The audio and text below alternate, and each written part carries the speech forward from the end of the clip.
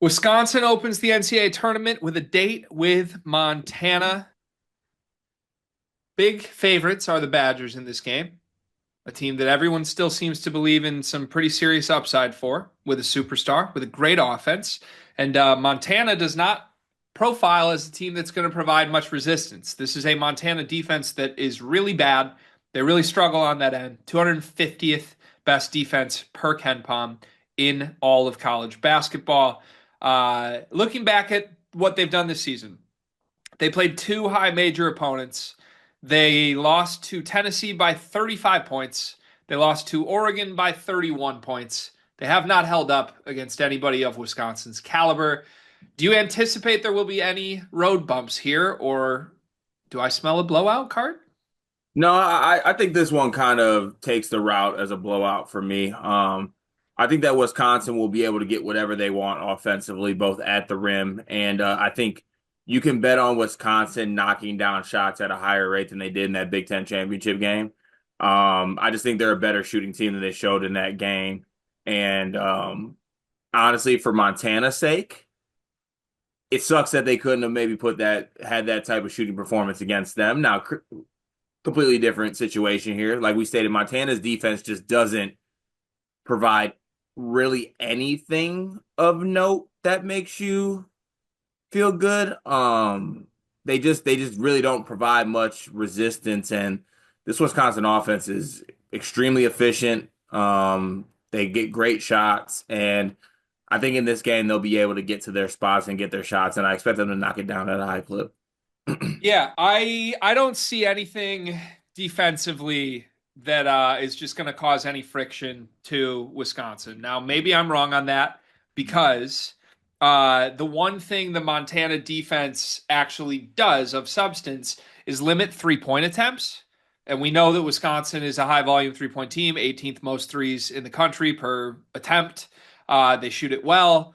They also will go cold, though, right? Like that's what happened in the Big Ten tournament championship game. Fourth game in 4 days, tired legs, all those caveats apply. But I feel like when I've seen Wisconsin struggle the most this year, they've just missed shots and they've taken early shot clock shots. And I don't know. It's a team that I think can get lackadaisical with shot selection sometimes.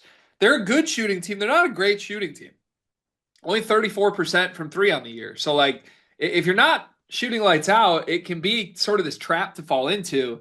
It's interesting with Montana, though, because in theory, I think Montana's 3-point prevention should be a reason to believe in them in this game. But when I start to think the wheels spin on how does that actually manifest in a game against Wisconsin, if they're not taking the quick threes, I think it's just going to result in more Tanji and Blackwell like getting to the rim and doing whatever they want here. So I almost think this is a game the scheme could work against Montana, and they have no rim protection. They're not a good rebounding team. They're not good at anything defensively other than limiting 3-point attempts. So as long as Wisconsin's stars show up, which they have for the better part of a month until Tanji's weird Big Ten tournament game, I think they're going to be fine here. Yeah, I think there's a world where you do kind of want Wisconsin to take those early shot clock threes, or if they're not driving and then creating 3-point shots. It's like literally they pass it around the wing and then they shoot a three. They did do that a lot, I think, in that Michigan game. Um, so yeah, I do think that'll actually work against them. The one thing that scares me, just big picture about Wisconsin, I'm a Badgers guy, correct? You Um, are the biggest Badger I know. I'm the biggest Badger, it's that this team's point guard is John Blackwell. And that's not a disrespect to John Blackwell, the player.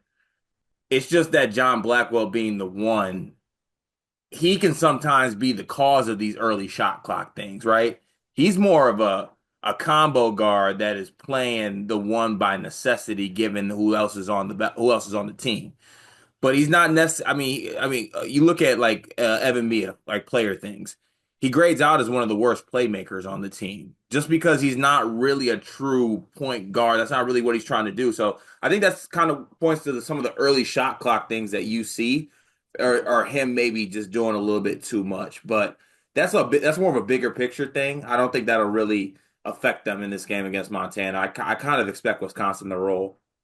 Yeah, I don't see how Montana has a path to victory, barring just Tanji completely no shows. And we think that that weird game against Michigan was partially good Michigan defense, partially fourth game in 4 days. That's it, though, right? We don't think there's anything that's going to last into this game. Um, the only thing I can think that might translate just a tiny bit is that Montana does have size on their team. Not necessarily like size as far as like maybe down low or anything like that, but they have like a lot of like 6'5" ish guys that could maybe cause a little bit of issues. But outside of that, no, not necessarily much. I was actually, does Montana foul a lot?